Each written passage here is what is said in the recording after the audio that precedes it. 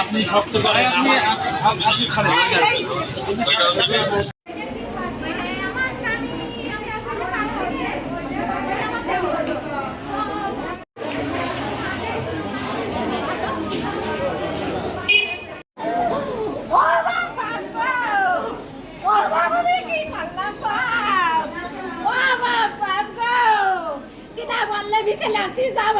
তোমার শ্বশুর বেটার দোকানে ছিল আর আমরা বাড়ি বলেছিল আর ও যদি না বলতো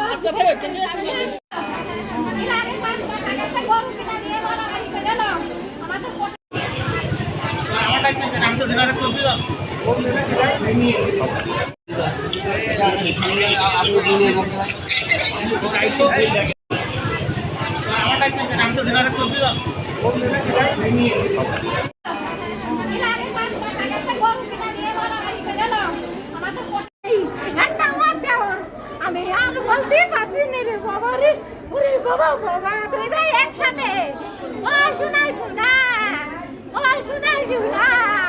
ওরা বললাম তাই বলে মারবো কাটবো মেরে এসে বলছে মেরে লাশ কাটতে আইসি নিয়ে আসকা ও বাবা বাবা জুয়েল আর ইমেল আর হাসান মারামারি করছিল। তাই 5 মাস কেস চলছে করে ষড়যন্ত্র করে বলে আমরা যেখানে পাবো সেখানেই মারি। কেস কারা করছিল? কেস ওই তারাও করেছে আমরাও করে না। কি বিষয়ে কেস করছিল? ওই গরু নিয়ে, ওই গরু বেচা নিয়ে মারামারি হয়ে এলো হয়ে তারপর এখন ওইটা হয়েছে হয়ে আজকে গিয়ে খোকা জুয়েল হিমেল পলক নয়ন আর বিপুল ঈশা আছে বদন সবাইকে মারামারি করেছে।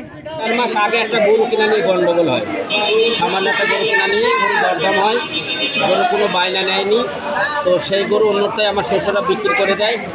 তো পরে 1 সপ্তাহ পর ওরা গরু কিনবে বলে বাড়িতে এসে তাদেরকে বাড়ির মধ্যে ধরে এনে মোড়ের মাথায় মারধর করে এবং যে মারা গেল 2 জনই যারা মারা গেল এদেরকে সেই সময় বড় ধরনের মারাত্মক আহত করে এবং হাসপাতালে চিকিৎসাধীন হয়। হামদার মাথায় পিঠে সহ 30টা সেলাই পড়ে, ওনার দাঁত ভাঙে, আরেকজনের দাঁত ভাঙে এবং হাত ভাঙে, বুকের কাঠি ভাঙে এবং উভয় পক্ষ জীবননগর থানায় মামলা হয়, কাউন্টার মামলা হয়, বর্তমান মামলা বিচারাধীন। এরা বাড়ি যায়, চাষবাস করে। আজকেও দিনের কাজ ছেড়ে এরা রাতের কাজ ছেড়ে এরা মাঠে গিয়েছিল, বিচুলি নিয়েছিল গরুর খাবারের জন্য। সেই বিচুলি নেওয়ার জায়গায় থেকে ওদেরকে তুলে নিয়ে এক কলা বাগানে নিয়ে বেধড়ক মারধর করছে, পাইছে, উঠিয়ে তাদেরকে ফেলে রেখেছে এবং তারাই বাড়ির সামনে গিয়ে খবরটি যাচ্ছে যে ওদের 2 জনকে মেরে ফেলেছি, লাশ নিয়ে